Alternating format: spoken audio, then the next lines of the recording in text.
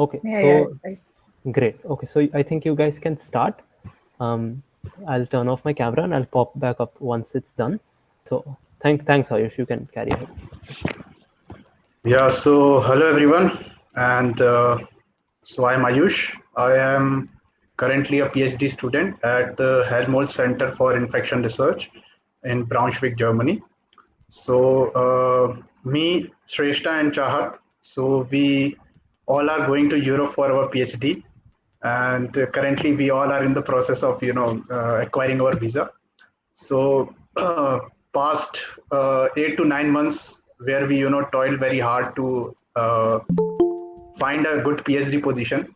So we'll just try to give you guys kind of experience which we got and learnings which we had from these applications while trying, and hopefully we got the one we secured our positions for a PhD. So let me start.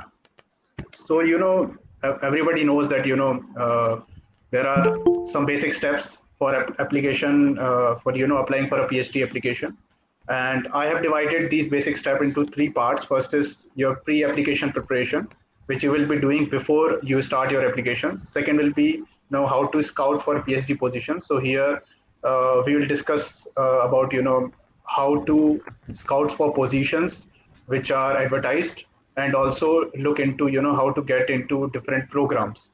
And third then will be an important part, that is preparing for interviews. So let's start. So first is your pre-application preparation. So Ayush, yeah. sorry to interrupt. Your slide doesn't seem to have changed. Are you on the right Yeah, slide? yeah, I'm there, and I Okay, did this. So now can you see? Did it change? not No, for Ayush, it didn't change. not for me. So uh, maybe you're sharing a window or something. With Yeah, I'm sharing. Okay, okay, okay. Yeah, I got that. yeah. Okay. So I will.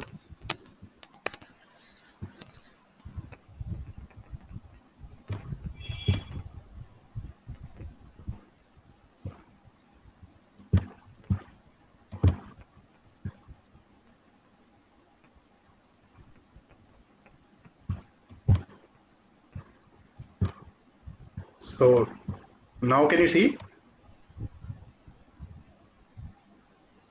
Not yet. One second. Have you I did shared? it.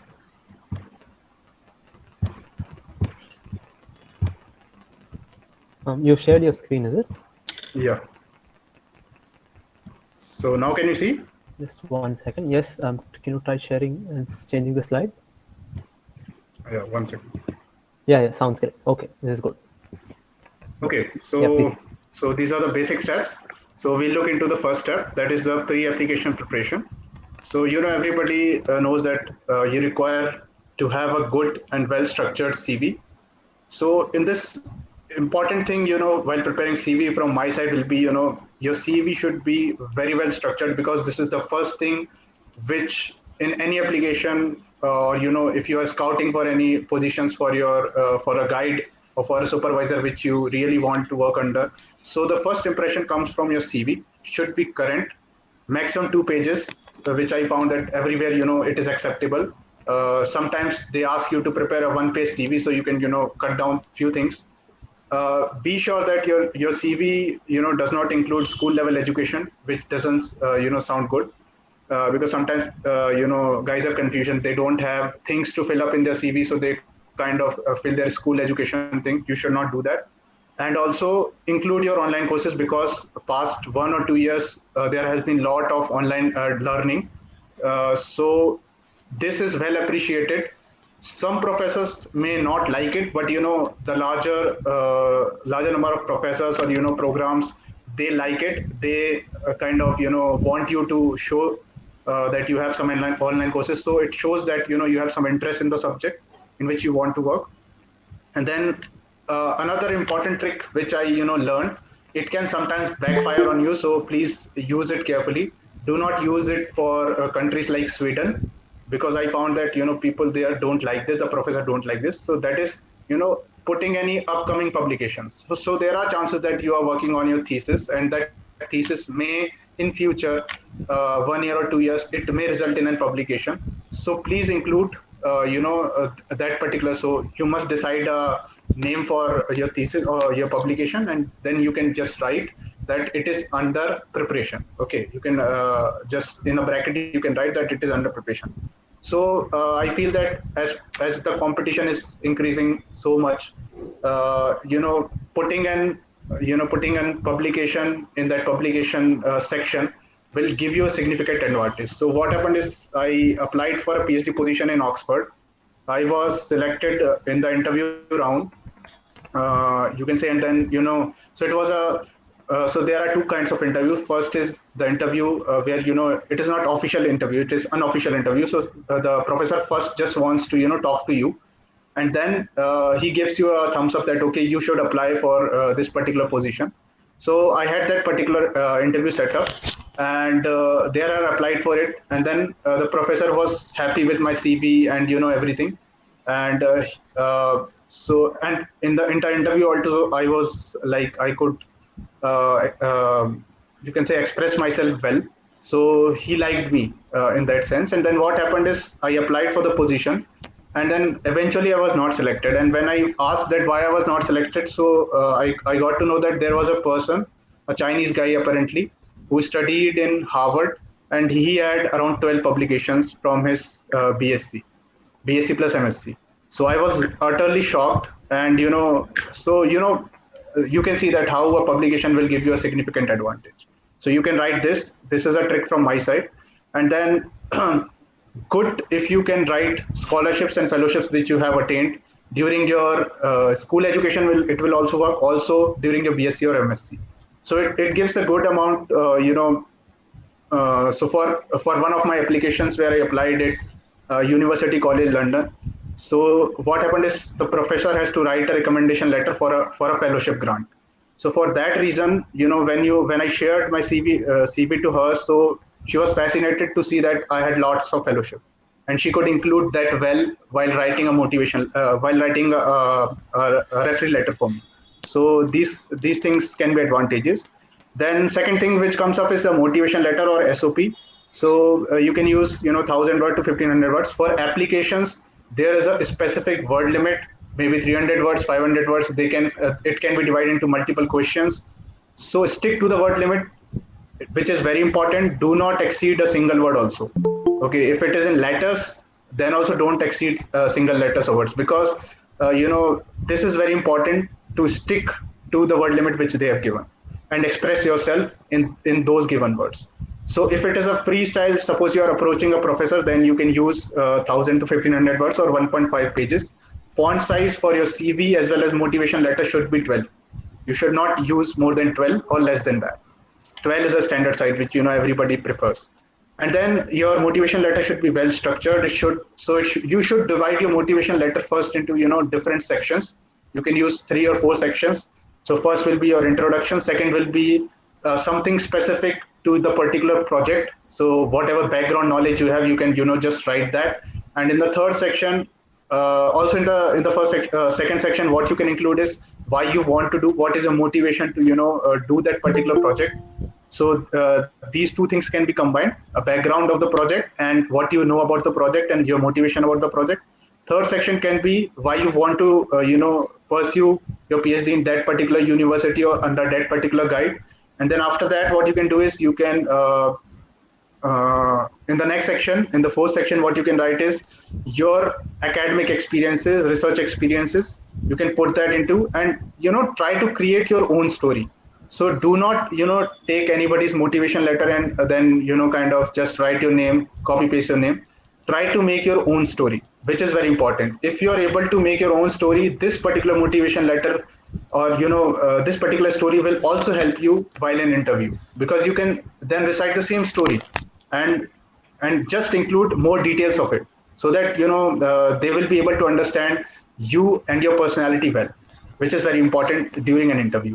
And then afterwards, at last, you can just write that okay, what advantages this particular PhD position will give you in your career. Okay, so this thing you can write. So 5 sections, it is fine. then please try to make it cohesive so that each section can be linked to other and can be linked to other. Do not write sentences that kind of refute any other thing which is written in your motivation letter. So they should not refute the things.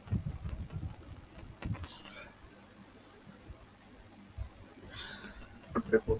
So these are basic things everybody knows, I think. And then third are academic documents. Please keep these documents ready before you start applying. So like transcript, it should be ready, your certificates. Sometimes they ask for a bona fide certificate from university. Please keep it ready. I think in ICER you can easily get in 2 or 3 days if you apply. And then please try to give an English proficiency test. You can give either TOEFL or you can give either IELTS. Personally, I gave IELTS. I found is IELTS, so I found it easy. It was easy to score a band 8 with around 10 days preparation while also working in the lab. You can also give TOEFL, so it is also easy, but depends on how you like it. So TOEFL and IELTS has one different thing. So in the interview section, or you can say the speaking section, in IELTS, you will find a person, in live or through a video call where you will be interacting. While in TOEFL, there will be a recording. So what you will do, they will ask a question, and then you have to record your things into the using your system, whatever they use. So sometimes what happens is that so they give you 2 minutes for recording, and sometimes you overrun this 2 minutes. So your answer will not be complete. While in person, they will kind of give you a hints that okay, your time is being up, and you can still finish by saying 1 or 2 lines. So that's why I found IELTS easy. And generally GRE is not required even for US. Many universities have dropped GRE, so there is no need for a GRE. And then last, referee letters. Please make sure that you find a good referee to recommend you.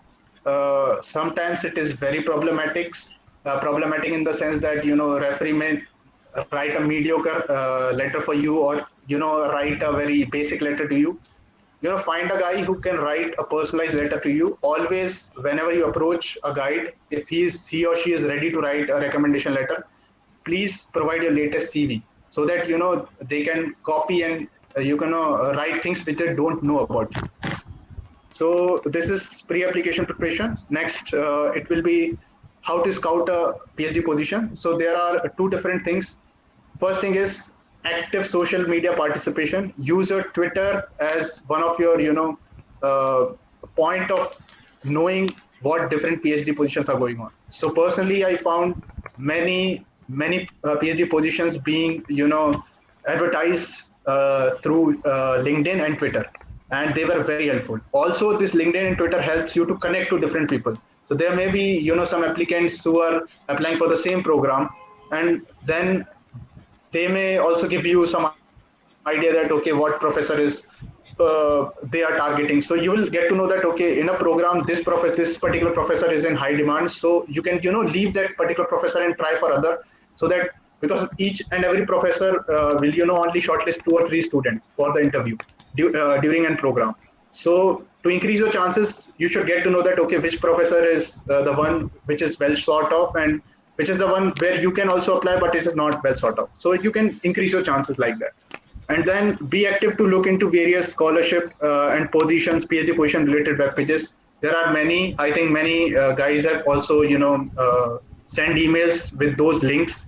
I think 100 and 200 websites which are present. So be active in that. At least for Europe, for PhD position in Europe, I found scholarship DB, one important one, and then also I found findaphd.com. So these 2 were my go-to websites. So I could find many positions in these.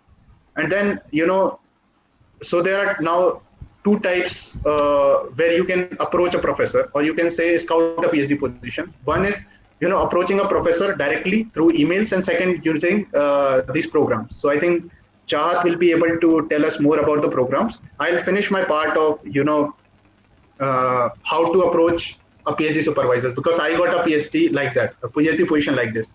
So there are 2 types of mail systems. When you mail a professor, it can be a cold mail. Cold mail are generally sent to those professors where they have not advertised any positions. So if you didn't found any advertisement, but you found that this is the professor who is working in my field and I want to approach him, So you can make a cold mail. Cold mail doesn't have anything regarding.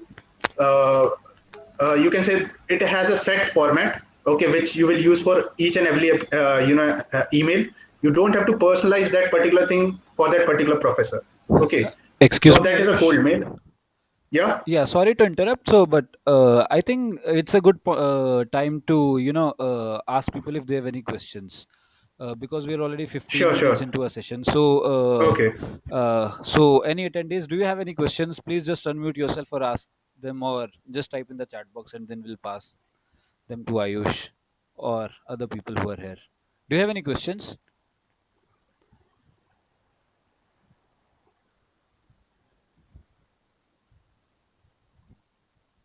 What I think is, they can write in chat box, and while I'll continue this, Yeah. so Okay, looks we'll like, be yeah, able to there's finish none. both the things. Yeah, looks like there's none right now, so you may continue. Yeah, Yeah. Yeah, yeah, please sure. go ahead. Thank you. So after that, next is supervisor specific emails. So what you write, if suppose a supervisor has advertised a position, what you can do is you can just write specific details for the or for the project they have supervised. So it makes your application bit more personalized to that particular professor.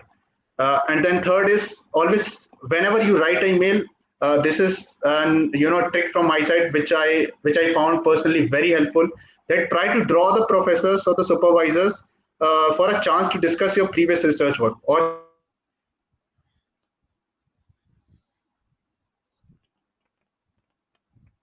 can say have a formal discussion or kind of interview or Skype interview, a video interview as such, or telephonic interview, then your chances significantly increases.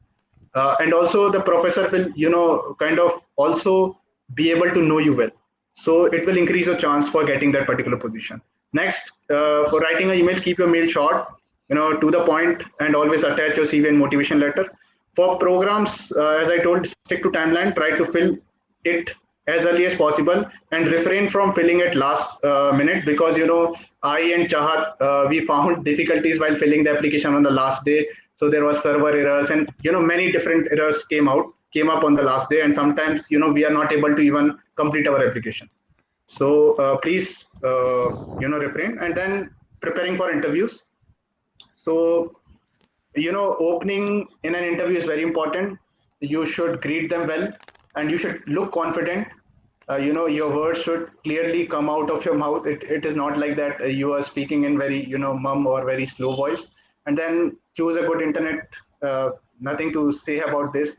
And have an optimal background in room. Use library facilities, and then always try to keep a short presentation in back of 5 to 10 slides or 7 to 10 minutes of your previous and current work. So whenever, if you're not able to find, if you're not able, if suppose they ask you that, okay, can you please explain about your previous work, what you have done? So you can request them to that I have a slide in which a presentation, a short presentation in which I will be able to tell you about my work. So this will be very helpful. So it will be then clear in their mind that actually what you're working on, and how clear you are, and how well you know your work. So that is very important. That significantly will increase your chance. Then keep your answers clear, crisp, and confident. Do not try to praise your professor on kind of in a manner that they kind of say that, okay, I think this is extra praising, or kind of buttering them up. So don't do that, and talk openly. Refrain from telling any lies. So if you have any problem, if you don't know a particular answer, if you don't know a particular subject, or there are any other problems, if it comes during the interview, be open about it, because I feel that they are the persons who will least judge you, okay, because they don't know you so well. So just talk openly and refrain from telling any lies.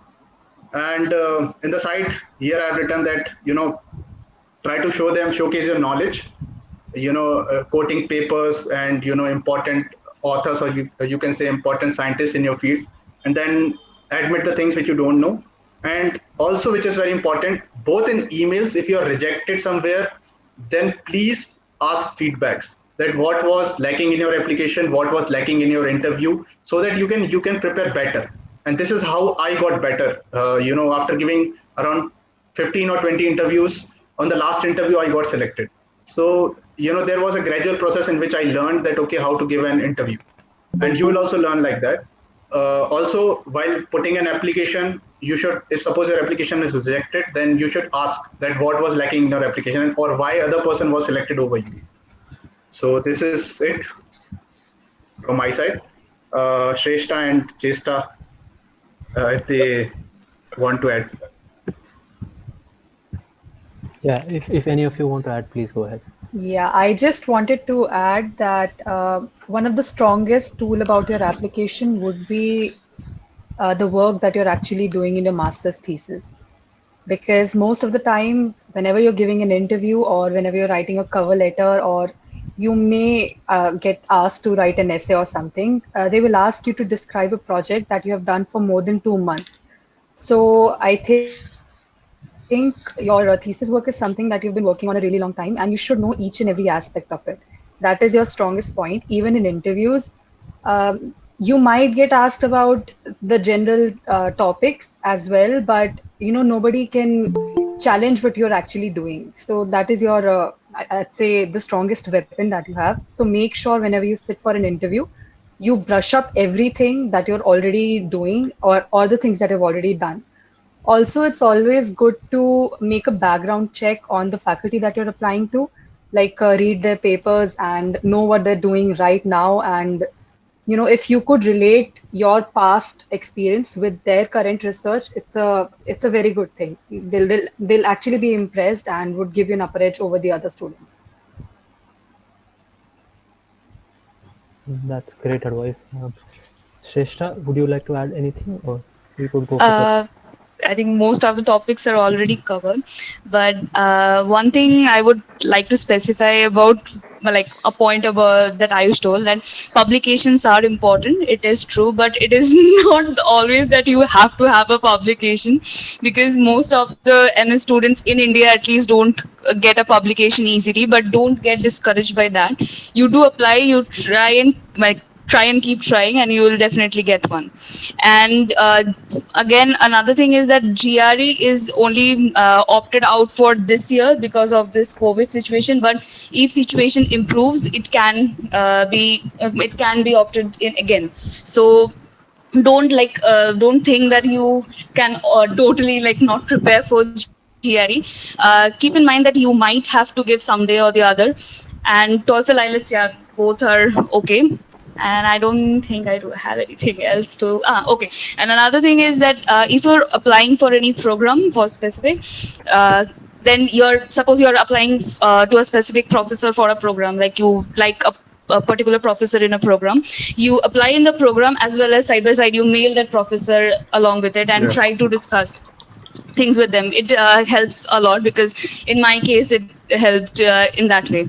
And definitely feedbacks are very important from the professors. And one thing is that it's a bit sad that they are still considering this in the COVID situation. It's that they want some international exposures, because I had an interview in Curie Institute and they just rejected me because I didn't have any international exposure. So even if you guys get a reading project outside, do consider that. No need that you have to be present in person to do a summer internship or a winter internship, but do have some international international internships, like even if a reading project is fine. So yeah, that would be all from my side.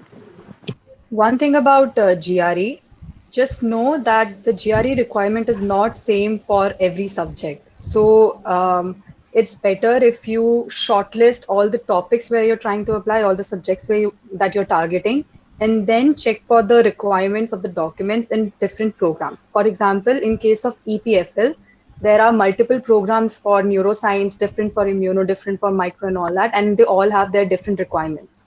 So it's better to just, like a few months before, check all the programs that you're planning to apply to, and then see whether you really need to give those exams or not. Because at present, GRE is not required, but sometimes in some cases it is. So just make sure that you go through that checklist before you decide not to give any exams. Okay, I think we will now open for questions. This I have also learned a lot from this. Yeah. But yeah, Now I know why did any I not questions? get any place in Europe.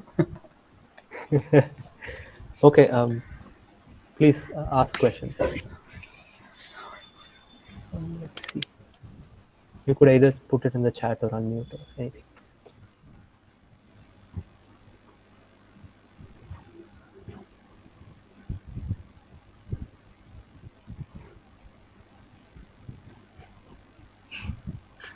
I think most of them will get selection, so they don't have any questions. This is such a professor thing, no? Most I of think you. most of them already know what to do. Yeah, actually. We're just repeating things.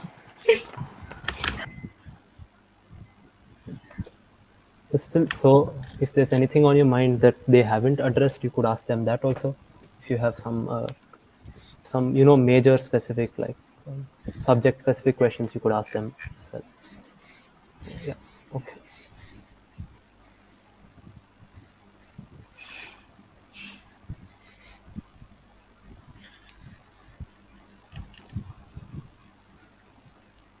So let's do this. We'll wait for like 1 or 2 more minutes. Yeah. In case there aren't questions, we can stop. But yeah, sure. I think we should have a talk regarding how to apply for visa and get visa fast because we all are currently facing this particular situation. We are just stuck for around 1.5 months and no Right. visa. And accommodation also, Ayush. Just a suggestion, asking questions is a very important part of interviews because Yeah. at the end of Yeah, every exactly. interview, they will ask you whether you have any questions, and it's always, literally always good to have 1 or 2 questions at the back of your head.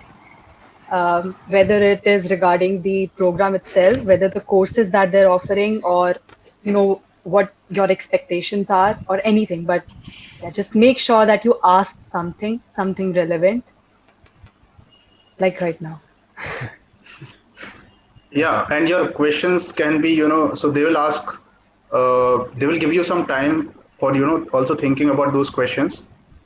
Take that time and also prepare some questions back. Suppose you have a good discussion. And also, so I think there was one question which was frequently asked and which I also had, that how do you know, or how do you sense that, this particular interview is going in my favor or it is not going in my favor? So in my case, I gave around 8 to 10 interviews, and what I found is that in the first interview, I was kind of sitting just like this, and the professor is showing that okay, these are the work which I have done, and this is something which you have to do, and it was so fast that they just lighted everything up, and I was like looking like this, that what is this? I don't know everything, and at the last when they asked, did you understand? And I was like, okay, I did. And they're only, they'll get to know that okay, this person didn't got anything or is not interested, that's why he's not asking questions. So it is fine if you don't get things, you can openly ask them, okay, sir, I didn't got it, and can you please explain it again? So that will be fine. Other thing which I learned is that as so for my interview case, the one in which I got selected, I had around 2.5 hours of an interview. That was a mammoth time. Like I was also like khatam hoga yaar, kab khatam hoga yaar. So I was like that. So what I got to know is that how much interest you will show in their work, and how much questions you will ask can be basic questions of your field. They will respond to you that much better. So they'll get to know, okay, this person is very interested, okay, he wants to know the things.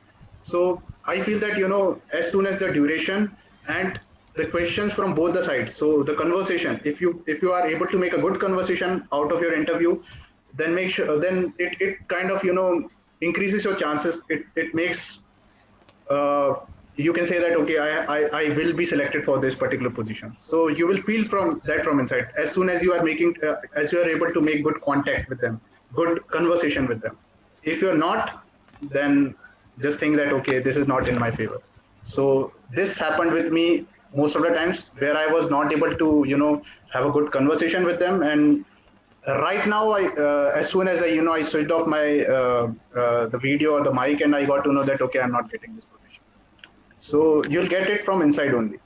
you don't have to worry with that. But the thing is that if suppose they ask you for a presentation, be sure that you have rehearsed it in a proper time. You don't suppose they have given 7 minutes time limit, you should complete it in 7 minutes, because they have this point, some grading system where you because if suppose there are three panelists which are sitting, apart from your professor there are two more professors which are sitting. So what they'll do is they will deduct your marks for the time, and simply you'll lose your a good chance.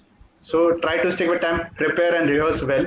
So this is something which I also got to know from many other students who were applying with me. So I got to know that okay, they applied and they got that position, and when I contacted them that how they got that position, they told me that okay, I prepared an interview and this and this and this. So then I got to know that okay, this is something which I'm like, so you should work on that. Another point to add is that please don't rush in through your presentations. Like even if you have 7 minutes, do prepare properly for 7 minutes. Yes. It's not necessary that you have to include every bits and piece of information that you have with yourself.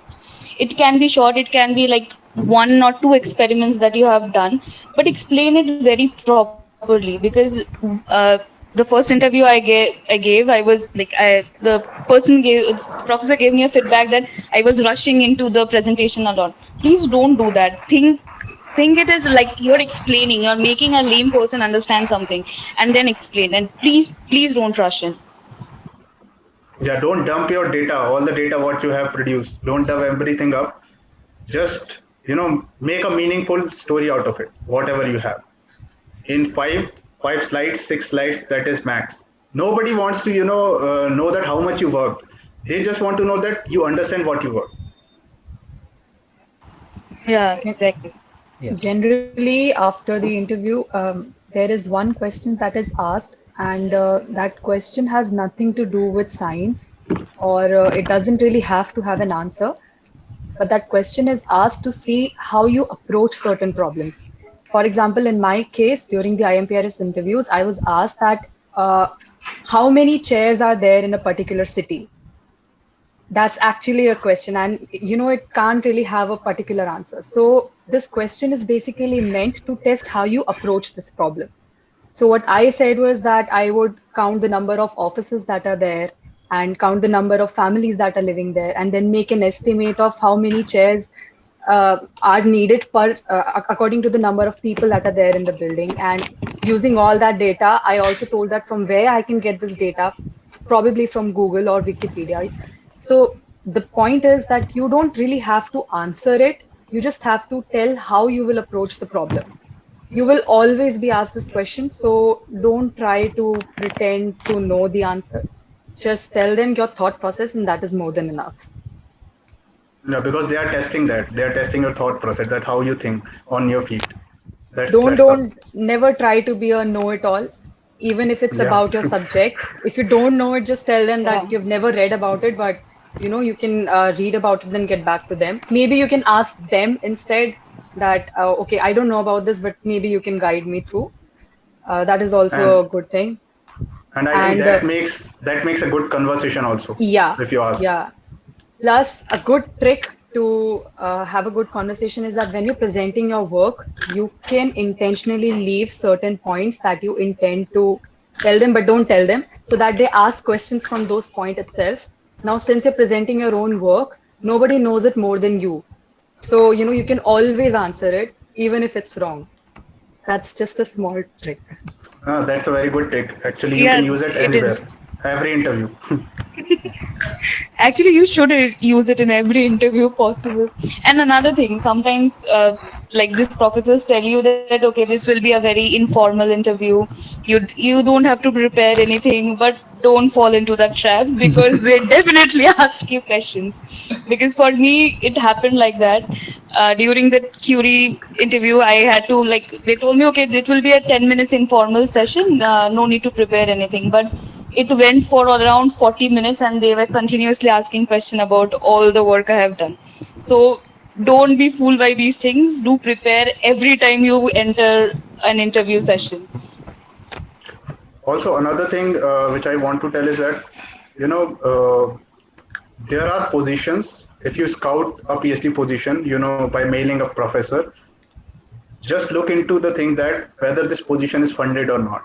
Okay, because it is a chance that you may get the position, but you may not get the funding, and then you have to apply separately for funding. That is also good. That doesn't mean that you cannot do that, but it's kind of double application. So you first have to impress your professor, and then you have to impress the panel which is giving you the funds.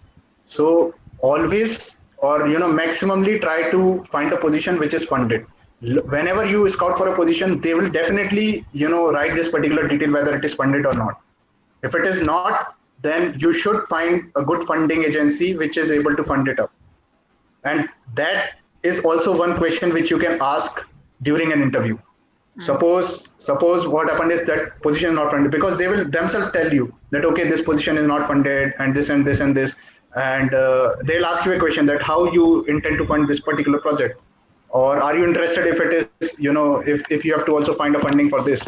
So then you can ask them only that okay, what are my options, I haven't searched into this is, and that also makes a good conversation out of it.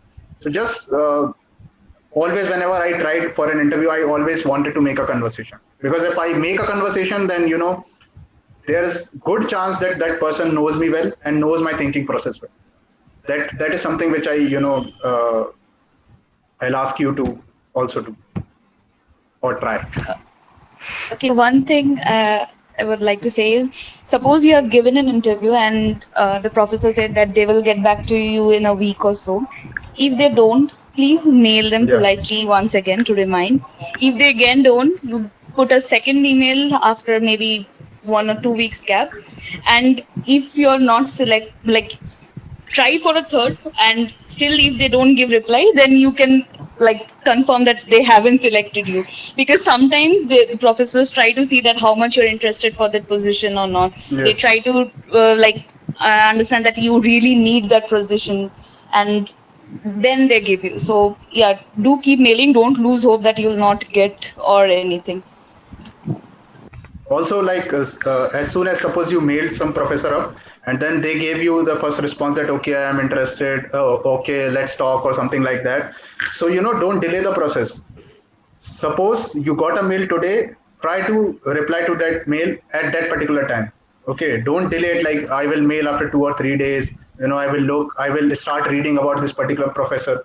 If you have not read, if you have not got, this is an opportunity where you can just say yes to him, and then wait for your time to come, and in that particular time you prepare it up.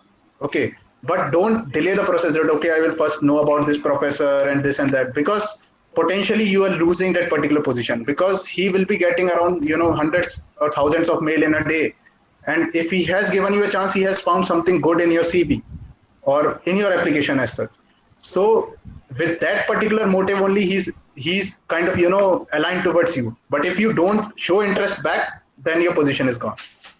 So try to mail back as soon as you get a reply from that. So I'm stopping the recording of this